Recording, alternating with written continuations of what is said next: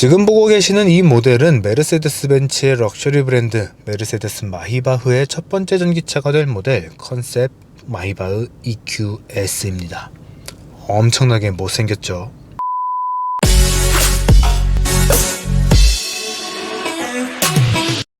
안녕하세요, 카미거진 최정필 기자입니다.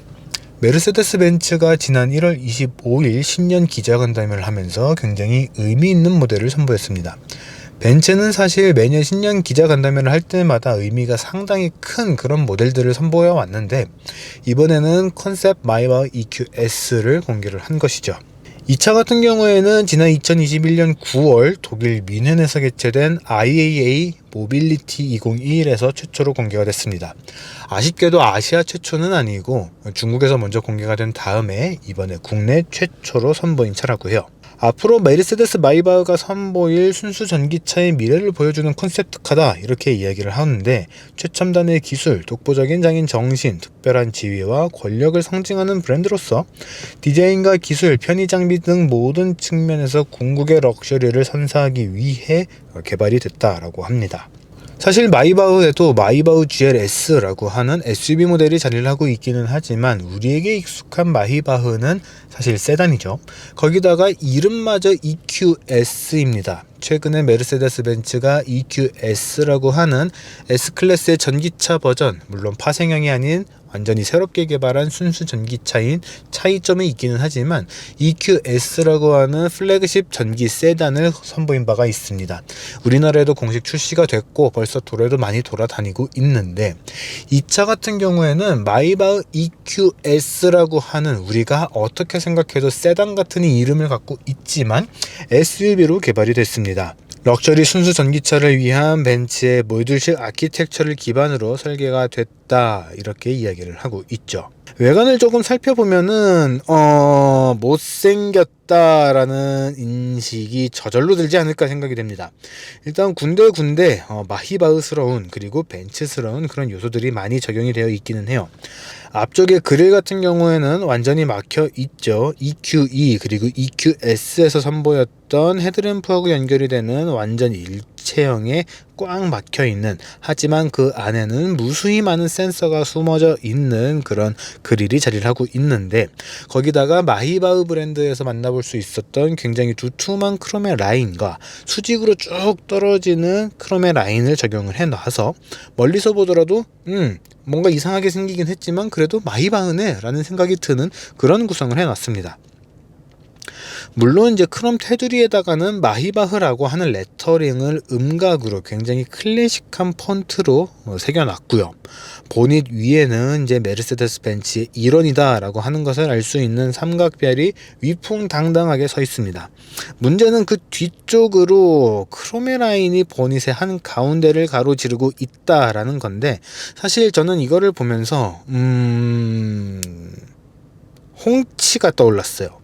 미안해요, 메르세데스. 이 차 같은 경우에는 컨셉트카이기 때문에 군데군데 굉장히 세심한 디테일들을 적용을 해놨습니다. 이게 실차로 이어질지는 알 수는 없지만 어쨌든 굉장히 세심하게 만들어둔 그런 모습들을 확인을 할 수가 있습니다. 대표적인 부분이 이 헤드램프와 B필러 아닐까 싶은데, 헤드램프 쪽을 보게 되면은 마히바흐 로고가 무수히 많이 새겨져 있는 모습들을 확인을 할 수가 있고요. B필러 역시 동일하게 마히바흐 전용 로고를 쭉 새겨놓은 그런 모습들을 확인을 할 수가 있습니다. 차에 적용된 컬러 같은 경우에는 옵시디언 블랙 메탈릭이라고 하는 컬러와 지르콘 레드 메탈릭이라고 하는 두 가지 컬러가 적용이 되어 있습니다. 두 가지 컬러 간의 경계선에는 크롬의 핀 스트랩이 적용이 되어서 두 가지 컬러를 굉장히 명확하면서도 매끄럽게 연결을 해주는 그런 모습들을 확인을 할 수가 있죠. 뒷모습 같은 경우에는 벤츠의 느낌이라기보다는 포르쉐 카이엔의 느낌이라고 해야 될까요? 좌우를 길게 쭉 뻗은 두 줄의 LED, 하지만 아랫줄 같은 경우에는 가운데에는 불이 들어오지 않는 그런 이미지를 적용을 해놨습니다. 만약에 두 줄이 다 완벽하게 이어진 그런 형태였다라고 한다면 제네시스가 떠올랐을 것 같은데, 아랫줄의 가운데 부분은 불이 들어오지 않게 해준 덕분에 포르쉐를 닮은 그런 이미지를 갖게 되었네요. 실내 같은 경우에는 오픈이 되지 않았습니다. 다만 독일에서 공개가 됐던 이미지들을 봤을 때 실내 역시 어느 정도는 조작이 가능하게 구현이 되어 있다고 생각이 됩니다. EQS에서 볼 수 있었던 하이퍼 스크린이 마이바흐 EQS에도 동일하게 적용이 되어 있다고 하고요. 앞좌석과 뒷좌석이 연결되는 플로팅 센터 콘솔을 이용을 해서 공간감과 다양한 수납 공간도 제공을 하고, 뒷좌석 센터 콘솔에는 꽃병을 설치해서 계절에 맞는 꽃이나 자연 요소를 실내에서도 느낄 수 있도록 했다고 합니다. 거기다가 새로운 스타일의 도어 패널이 적용이 됐고, 암레스트 같은 경우에는 고품질의 사이드보드를 본떠서 디자인을 했다고 하는데, 실내를 직접 보지는 못했기 때문에 어느 정도의 느낌을 선사해 줄지가 또 상당히 궁금해집니다. 나중에 언젠가 또 우리나라에 들어오게 된다면은 그때는 실내를 꼭 보여줬으면 좋겠네요. 사실 차 자체가 워낙에 못생겼기 때문에 마음이 좀 아픕니다. 어쩌다가 메르세데스 벤츠가 이렇게 디자인을 못하는 회사가 됐는지 모르겠지만, 실차로 나오게 될 때는 조금 더 멋진, 더 다듬어진 그런 디자인이 적용이 됐으면 좋겠네요. 휠 역시 이 차가 마히바흐구나 라는 것을 느낄 수 있는 그런 휠 디자인이 적용이 되어 있습니다. 물론 우리가 그동안에 만나왔던 마이바흐 S클래스 혹은 마이바흐 GLS 클래스의 휠과는 약간 다르기는 한데, 새롭게 해석을 했다고 봐야 될 것 같아요. 조금 비슷하면서도 조금씩 차이가 있는 그런 휠을 적용을 해놨고, 컨셉트카기 때문에 적용이 가능한 사이즈 24인치 휠이 장착이 되어 있습니다. 자, 이번 영상은 여기까지고요. 저희는 조만간 또 다른 영상으로 돌아올 수 있도록 하겠습니다. 구독과 좋아요, 알람 설정까지 부탁드릴게요.